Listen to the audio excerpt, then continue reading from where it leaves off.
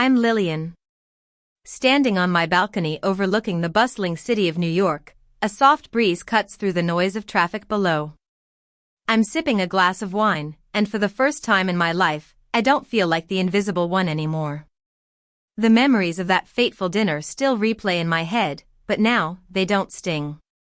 They remind me of the moment I finally chose myself. A month ago, an envelope arrived from Florida. Inside was a handwritten letter from my grandfather, Oscar. "It's done," it said. "The papers are signed. The properties are yours. They won't get a cent. You deserve this, Lillian, for surviving them." I read it 3 times, folded it neatly, and placed it in a drawer. Not out of pride, but for closure. Let me take you back to how it all began. I'm a 32-year-old financial analyst in New York. Numbers are my comfort zone, but family has always been a mystery to me. I grew up in a large brownstone in Brooklyn, a house filled with trophies and praise, but all of it was reserved for my sister, Vivian. My parents, Richard and Amelia, were high-profile art dealers. They were always busy with their gallery, and Vivian, with her artistic flair and charm, was their golden child. From the moment she could hold a paintbrush, she was the center of attention. Every art exhibition, every positive review, and every compliment was hers. I, on the other hand, was the quiet one. I was good at math and finance, but my parents never seemed to notice. When I was 14, I won a national finance competition. I was so excited to share the news with my family, but they were too busy preparing for Vivian's art show. My mom called me later that night, apologizing because Vivian needed them more. I pretended it didn't matter, but that memory was like a thorn in my heart. As adults, the situation didn't change.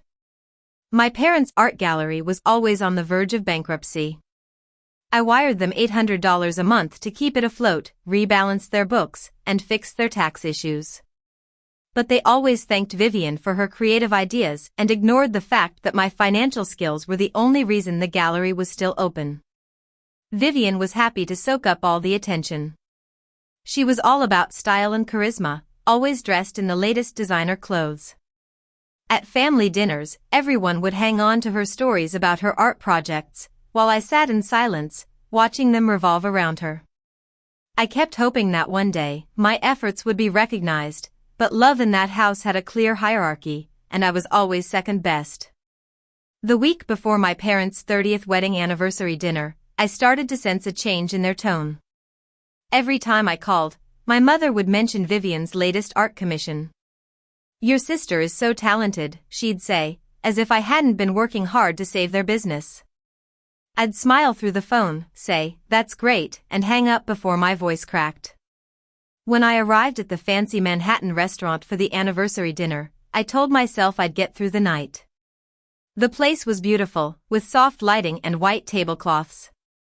All our relatives were there, aunts, uncles, and cousins I hadn't seen in years. I took a seat at the far end of the long table, where I always sat. The evening started like every other family event. Vivian walked in wearing a bright purple dress. Heads turned, and my mother's face lit up. My father clapped her on the back and called her the pride of the family. No one noticed me quietly sipping my water. Throughout dinner, the conversation kept coming back to Vivian. Her new art projects, her upcoming exhibitions, and her influence in the art world. When someone asked about me, my mother said, "Oh, Lillian helps with the finances sometimes," and then quickly shifted the topic back to Vivian. I could feel my heart pounding, but I forced a smile. Desperate to be heard, I decided to speak up. I'd spent weeks analyzing the gallery's finances and found ways to save them thousands of dollars. I cleared my throat and said, "You're overspending on art acquisitions. If you cut down on some of the high-end pieces and focus on more affordable, in-demand art, you could turn the gallery around in a few months." I expected at least some curiosity, maybe even a bit of respect.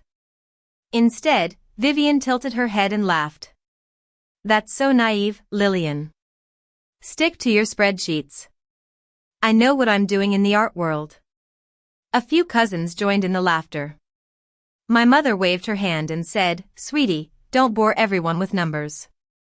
I felt the words like a punch in the gut. "I'm not trying to bore anyone. I'm trying to save your business," I said, my voice steady. Vivian just smirked and said, "Relax. We're fine. You always worry too much." My father didn't even look at me. He just raised his wine glass and said, "Vivian knows what she's doing." All the small rejections, the patronizing laughs, and the times they ignored me had built up like a powder keg. I sat there, my hands clasped under the table, my nails digging into my palms to stay calm. The sound of the clinking glasses and the laughter around me became a dull hum. I wasn't angry anymore, I was awake. Then, my father stood up, raised his glass, and said, loud enough for everyone to hear, "We wish Vivian was our only child." The room went silent. My mother just nodded, as if they'd rehearsed it. Vivian's smirk was like a final nail in the coffin. I didn't cry. I didn't beg. I just stood up, the scrape of my chair louder than his toast, and walked out. The cold New York air hit me like a slap, but it was also cleansing. I stood outside, my coat unbuttoned, and I realized that this wasn't just about one cruel sentence. It was years of being the overlooked child, years of carrying a burden no one acknowledged. When I got home, I sat on my couch and stared at my phone. My parents' group chat was still open. I typed, "I'm done helping with the gallery. No more money. No more advice. Good luck," and hit send. That night, the calls started coming in.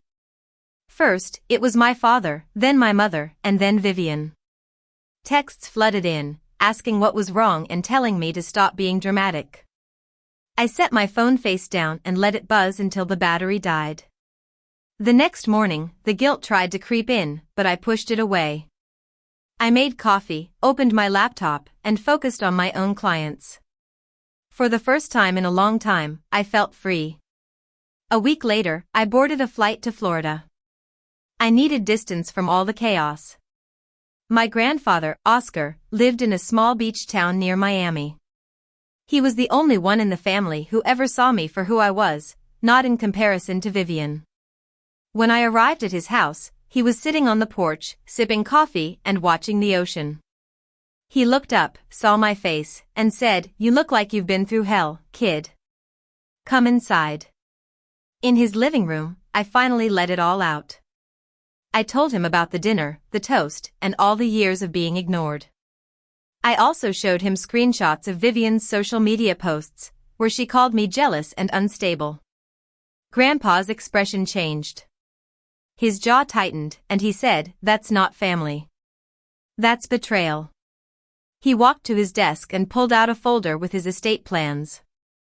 He said, "I've been watching the way they treat you for years. I always thought they'd change, but I was wrong." He called his lawyer that afternoon. The lawyer arrived before sunset. I sat on the couch while they talked. Grandpa's voice was firm. "Cut Richard, Amelia, and Vivian out of my will. Leave everything to Lillian. Donate the rest to the local veterans charity." The lawyer nodded, took notes, and left. Grandpa turned to me and said, "You've carried that family long enough. It's their turn to stand on their own." I wanted to argue, but I knew he was right.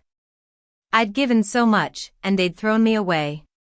When I flew back to New York, my phone was full of unread messages. I didn't need to read them to know what they said: panic, confusion, and denial. Within a week, the consequences hit. Without my financial support, the gallery's bills started piling up. The art suppliers refused to extend credit, and the tax penalties they'd ignored for months finally caught up with them. One of my cousins texted me, "Did you hear about your parents' gallery?"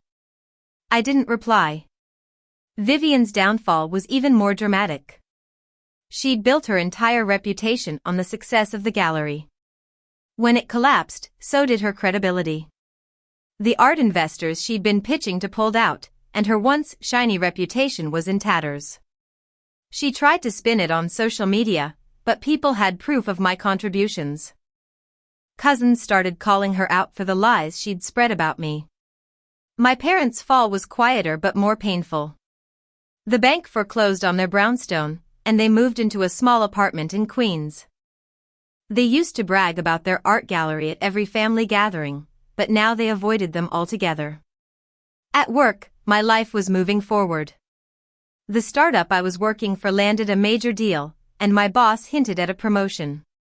I should have felt elated, but what I felt was peace. The kind of peace that comes when you finally stop fighting for a place at a table that never wanted you. Some nights, I still wonder if I went too far. But then I remember that dinner, the sound of my father's voice, and Vivian's smirk. That memory burns away the doubt. One evening, my friend Emily came over with takeout and 2 glasses of wine. I told her about Florida, the will, and the fallout. When I finished, she raised her glass and said, "To peace." I hesitated for a moment, then clinked my glass with hers and said, "To justice." My family got the life they wanted, and I got mine back. I've built a home out of peace, not the approval I once craved. I've learned that blood doesn't always mean love, it's just history. If you've ever felt invisible, I hope my story reminds you that walking away isn't weakness, it's power.